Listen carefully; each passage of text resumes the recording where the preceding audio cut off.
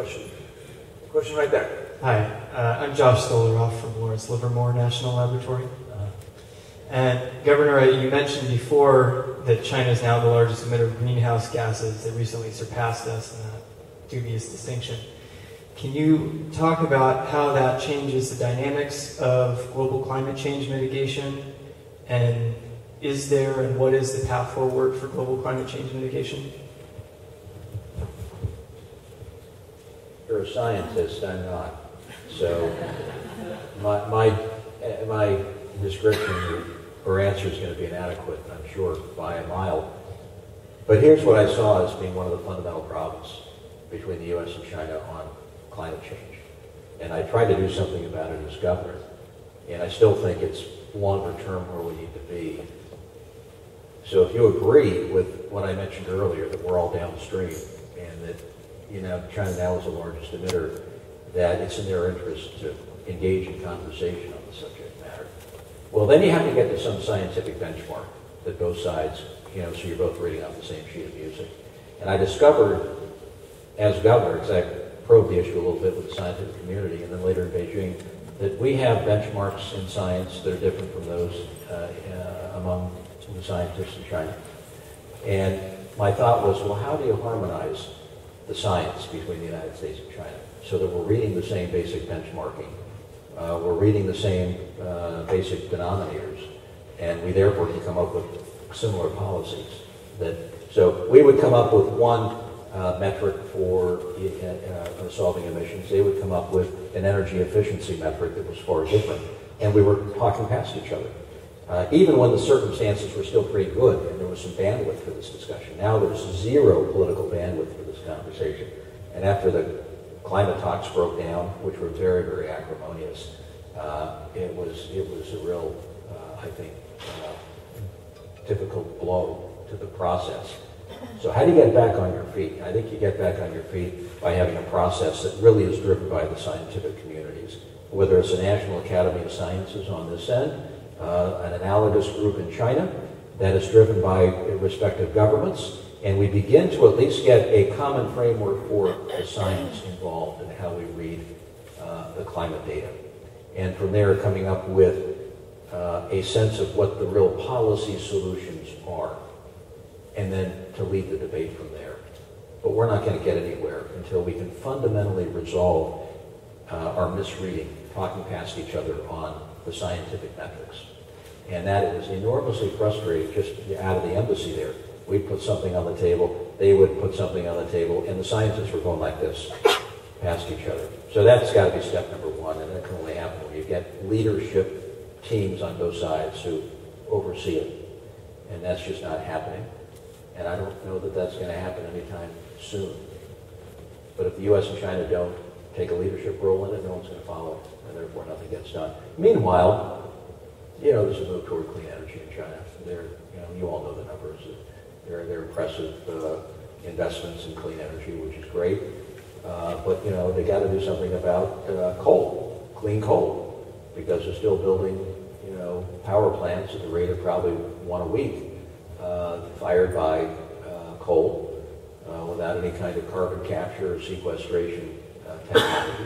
They've got a test model in Tianjin that they're doing with Peabody that, you know, may be promising, but they need to move that technology forward so that we have clean coal. And wind and sun, you know, people will draw from that eventually, there's no doubt, but we've got to have a bridge solution.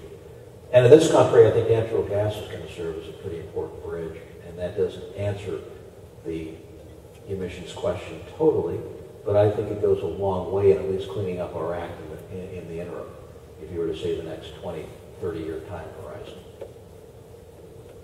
Thank you. Let's take this one right now.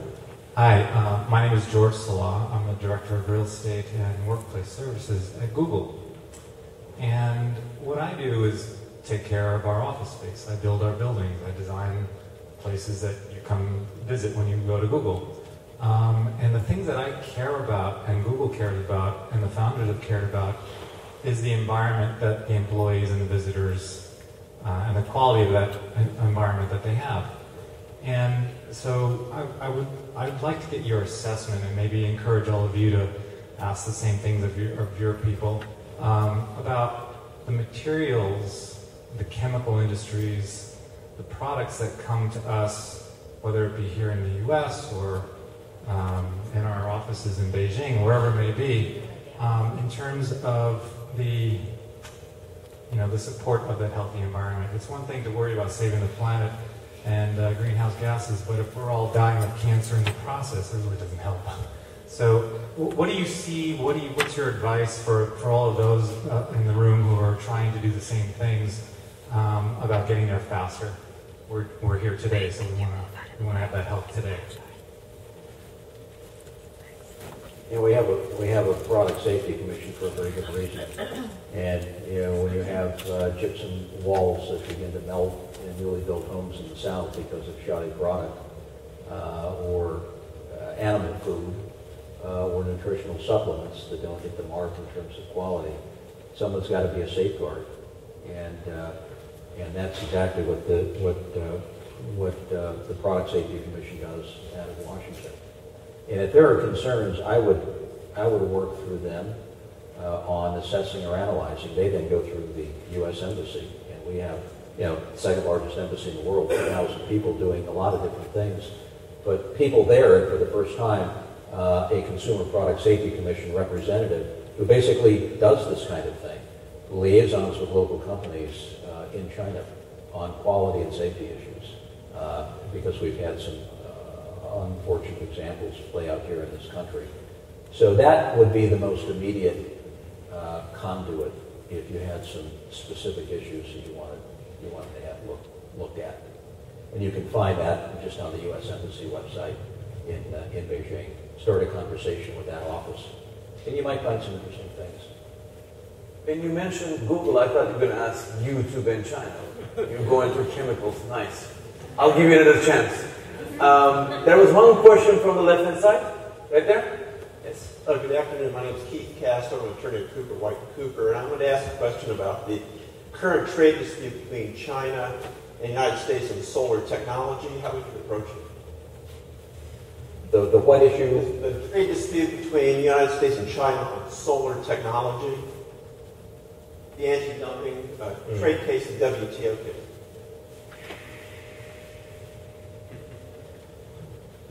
These WTO cases, and I've worked them for a long time, both at the Commerce Department over 20 years ago and as a U.S. Trade Representative.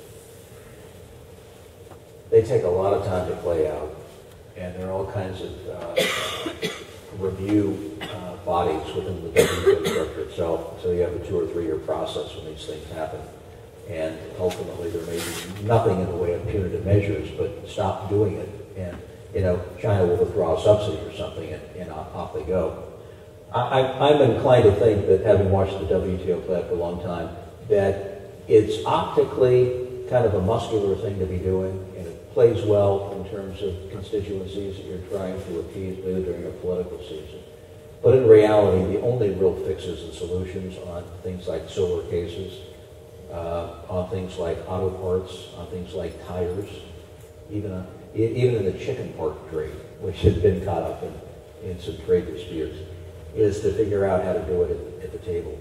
And if you do it at the table, it takes a couple of things. It takes the industry and the industry association generally to come up with some solutions, a compromise, asking the Chinese to do something short of a WTO trade case, and working it through government negotiators. I've seen it happen where you can come to a resolution before you get to a trade case.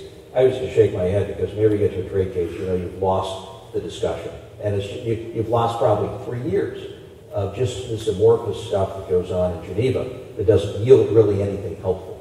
And you all want to transact business and do it in a fair and transparent way. So before the cases become WTO ready, that's when the engagement needs to happen. And that's going to take the industry to have kind of an early warning system of sorts, working with the Trade Rep's office or working with the Anti-Dumping Countervailing Duty office within the Department of Commerce to know when these things are brewing.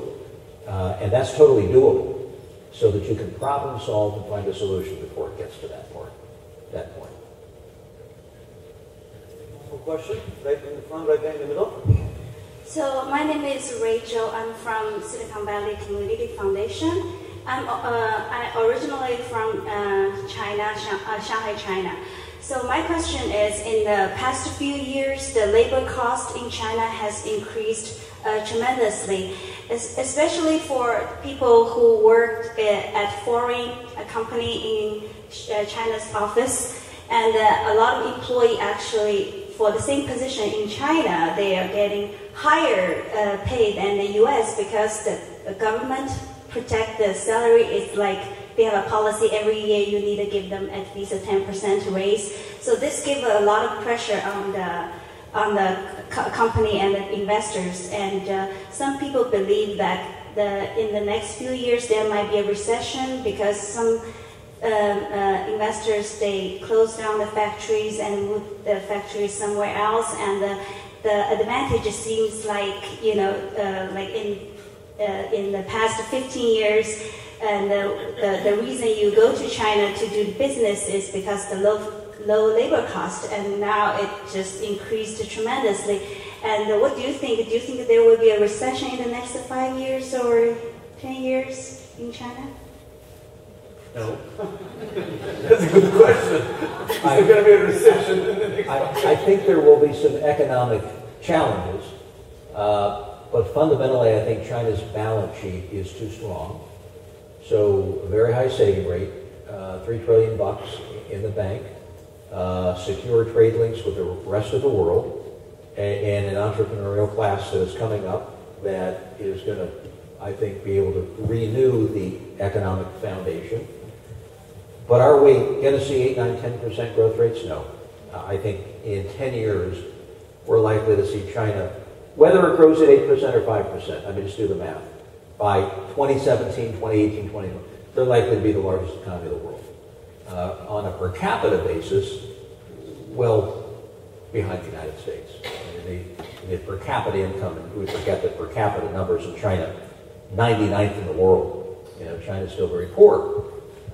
Between the Democratic Republic of Congo and Armenia at number 99, 700 million poor.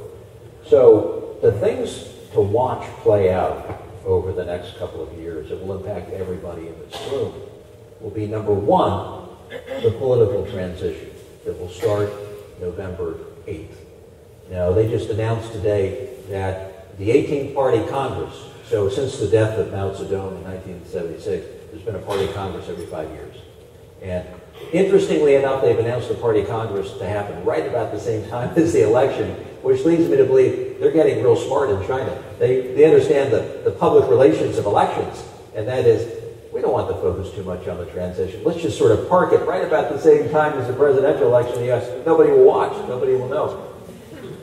But out of the 18th Party Congress, this is a transformative event. And it's going to be significant for the next 10 years because the fifth generation under Xi Jinping, who was a very adroit politician. I've watched him up close. I've dealt with him. And he's a very, very savvy guy. And here's what will play out in early November. 2,000 delegates will descend on Beijing. And they will choose the 200 members of the Central Committee, who will then go into a plenary session, along with 150 alternate members, and select the 25 members of the Politburo. And they will then select the 7 members of the Standing Committee of the Politburo, which will effectively be the board of directors of the company. Not 9 members, as they did in the 17th or the 16th Party Congress, but probably 7, my guess. And they will then be prepared to start making policy around state-owned enterprise reform, the role of the internet in society, political reform, starting about a year from now, after you consolidate power. This is huge, and everyone in this room needs to follow the rise of the fifth generation of leaders because they're going to be here for a long time. People like Xi Jinping, like Li Keqiang, like Wang Qishan, who was one of the most able negotiators I've ever dealt with, one of the more impressive people I've seen on the world stage.